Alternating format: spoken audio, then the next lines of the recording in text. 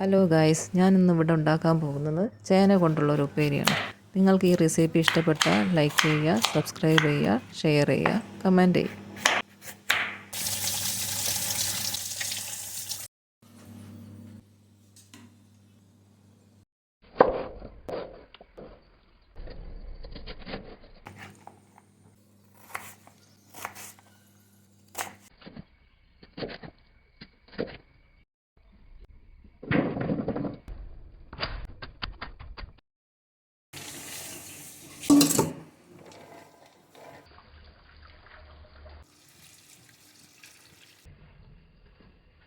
ചേന വേവാനുള്ള വെള്ളം കുറച്ച് ഒഴിച്ച് ഉപ്പും ഇട്ട് വേവിക്കുക.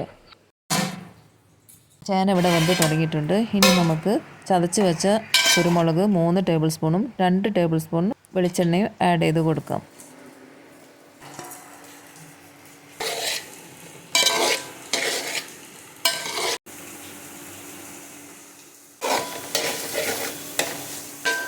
വളരെ സിമ്പിളായിട്ട് എല്ലാവർക്കും ചെയ്യാൻ പറ്റിയൊരു റെസിപ്പിയാണിത്. എല്ലാവരും ട്രൈ ചെയ്യണേ.